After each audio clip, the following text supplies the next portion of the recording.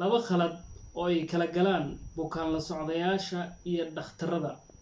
Inta badan waxaa jira in xilliga dhakhtarka bukaanka loo geeyo in ay khaladaad ka soo baxaan ama bias ay keenaan labada dhakhtarka iyo dadka la socdaba, taas oo bukaanka dhibaato u geysan karta.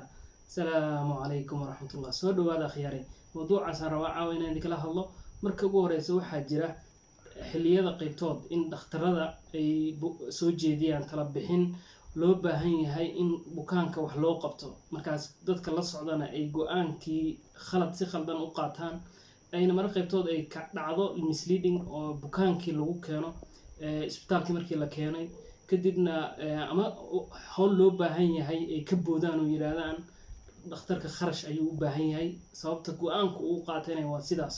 Markaas taasoo keenta in bukaankii looga boodo ama looga tago dhibaato uu markaas u qabo ama arrintaas loo baahan yahay. Masalan ka soo qaad in qalliin loo baahan yahay oo kale, qalliinkaas iyadoo loo baahan yahay oo bukaankii u baahi qabo oo xilligaas loo baahan yahayna in laga tago, markii laga tagana xilli ka duwan la yimaado isagoo bukaankii aan waxba laga qaban karin.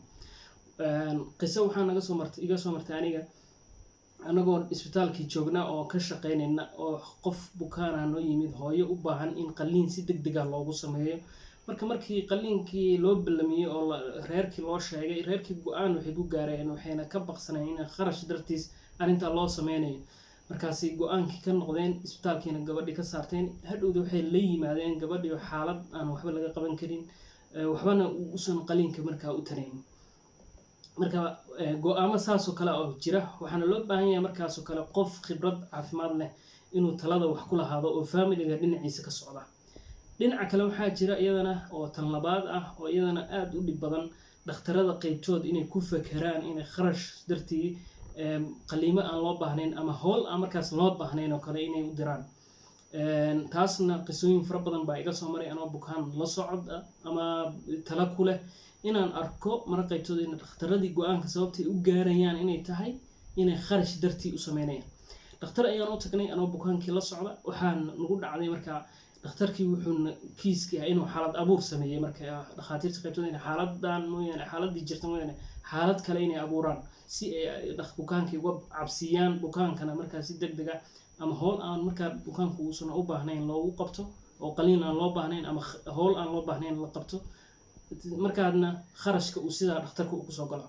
Marka taasna waxaa looga badbaadi karaa qof khibrad caafimaad leh oo fahmaya oo garaadkeedii leh ama aqoonteedii leh oo fahmaya xaaladda sidee tahay, go'aankii decisionka ugu muhiimsanaa waay, xilligii ugu fiicnaa miya decisionkan la qaadan lahaa, qalliinkan ma u baahan yahay qofkan. Marka taasna waxay misleading bay keeni kartaa bukaanka markasta dhib qaba haddii xaaladdu ay sidaas noqoto. Marka waxaa loo baahan yahay markasta in arrinta lagu baraarugsanaado oo talada aan laga boodin oo khaladaadkaas la iska ilaaliyo. taana waxay keenaysaa inuu faa'iido u noqoto bukaanka.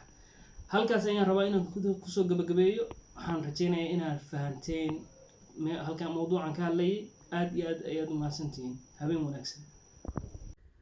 Kusoo dhawaada Daryeel Medical Consultancy oo ah shirkad bixisa la talin caafimaad iyadoo ay bixinayaan xirfadlayaal caafimaad khaas ahaan dadka xaaladaha gaarka qaba ay u baahan talo la shiilay.